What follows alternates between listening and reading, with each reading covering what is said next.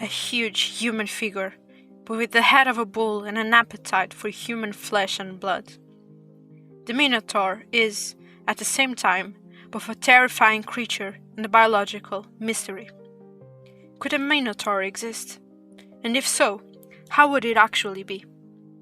Hi, my name is Sophia, and I'm a biologist. The Minotaur is a creature that has long fascinated me, both the mythological version and its tragic story, and the demonic servant in Dungeons & Dragons. Today, my mission is to try to create a biologically accurate version of it and build a Minotaur that could actually exist and terrify us all. Part 1. The Greek origin and the D&D version. The story of the Minotaur begins with the death of Asterius, the king of Crete. Since he was childless, Minos, a stepson of Asterius, assumed the right to the throne, declaring to his rivals that this was the supposed will of the gods. To prove this, he prayed to Poseidon to send him a bull from the sea, which he promised to sacrifice to him afterward. Poseidon did his part, and Minos won the crown. However, the bull was just too beautiful to be slaughtered, and Minos decided to sacrifice a different one in his place. Poseidon was angered by this act, so much so that he made Minos' wife, Pasiphae, fall in love with his gift, the Cretan bull.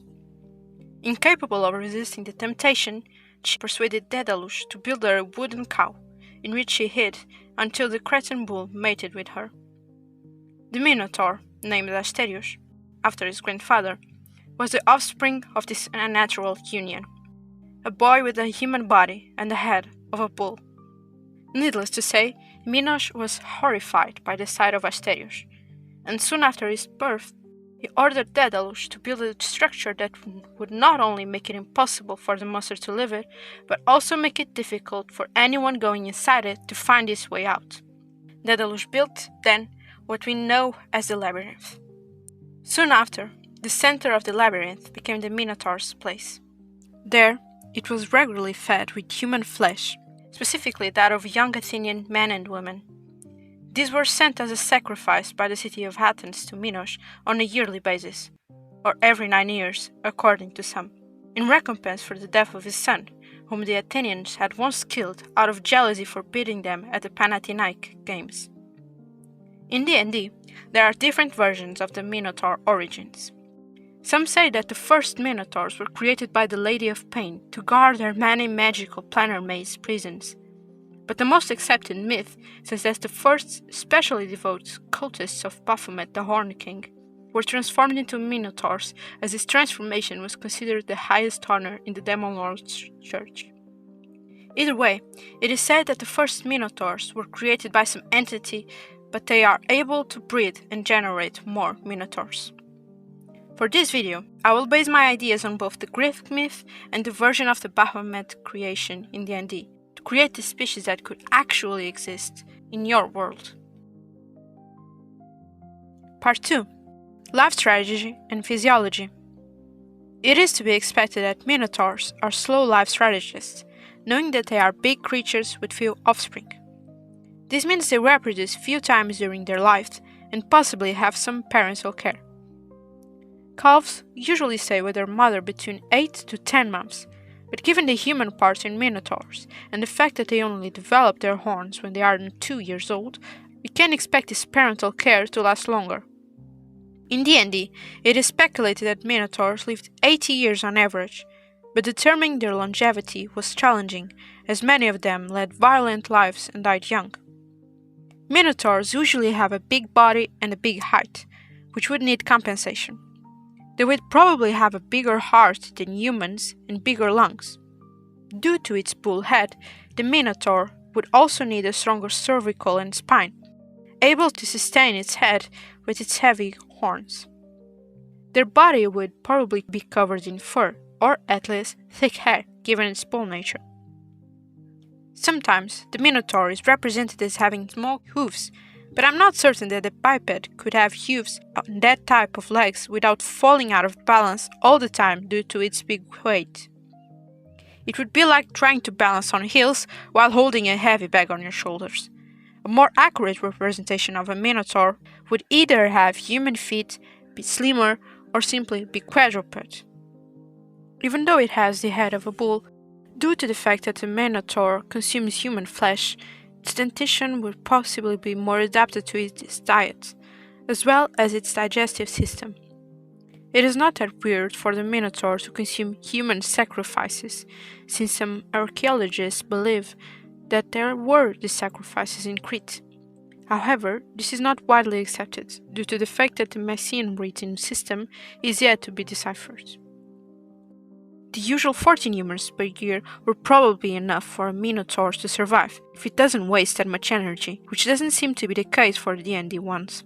They are described as being constantly getting into fights, so these Minotaurs would need to be eating all the time to replenish energy.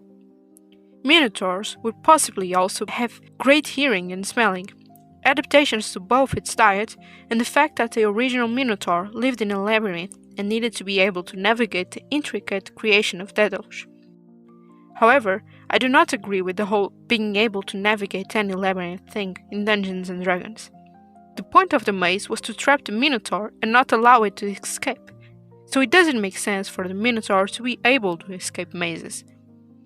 So biologically, a Minotaur could survive it and even navigate its world. But surviving is not the same as living. That brings us to something much harder to talk about.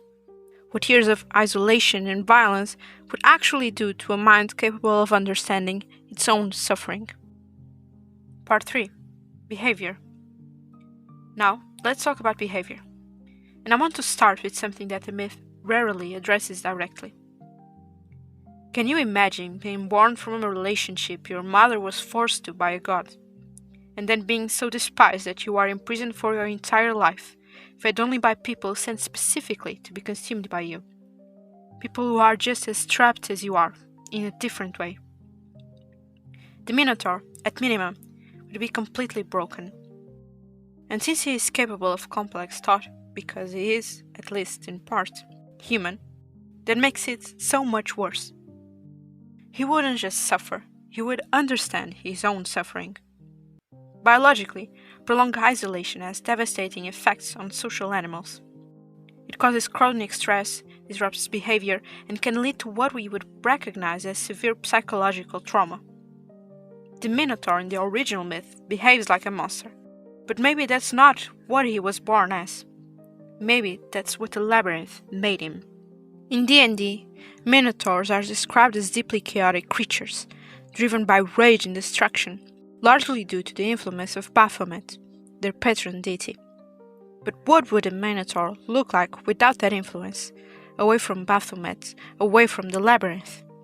If we look at cattle, the closest biological relatives to the Minotaurs, bull and half, they're actually social, relatively peaceful animals.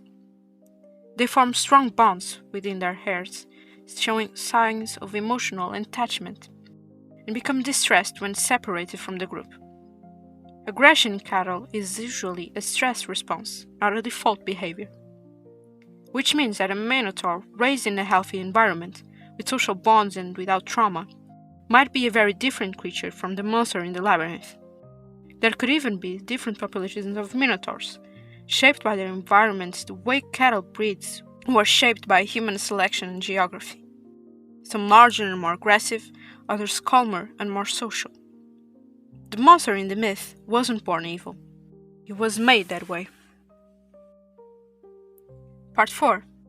Building a biologically accurate Minotaur. So what would a biologically accurate Minotaur actually look like? Let's start with the most obvious problem, the head. A bull's head on a human body creates immediate structural issues. The skull of a bull is significantly heavier than a human skull, and the neck and spine would need to be completely redesigned to support it. A biologically accurate Minotaur would have a much thicker neck than we usually see, closer to the neck of a bull than a human, and a spine that curves forward rather than staying upright to distribute the weight of the head more efficiently. And talking about the skull, a biologically accurate Minotaur would have horns that are generally dangerous at close range, not decorative structures sitting behind the ears. Now, the body. A creature this large would need a cardiovascular system significantly more powerful than a human's. a larger heart, larger lungs, and a digestive system adapted to processing large quantities of protein, given its carnivorous diet. The feet are where I think most representations get it most wrong. Small hooves on a biped of this size and weight would be biomechanically disastrous. The balance required to support that mass on such a small contact surface would be nearly impossible. And then there's the question of the mind. A Minotaur is part human, which means it would have human-level cognitive capacity, possibly higher if we combine bovine sensory abilities with human reasoning, exceptional hearing, an extraordinary sense of smell, and the ability to navigate complex environments through memory and spatial reasoning. Put all of this together, and what you get is not the upright, humanoid monster we usually see. It's something heavier, lower to the ground, with a powerful neck built for impact, horns positioned to do real damage, and a mind that is simultaneously capable of great intelligence and great suffering. Not a monster by nature, a monster by circumstance.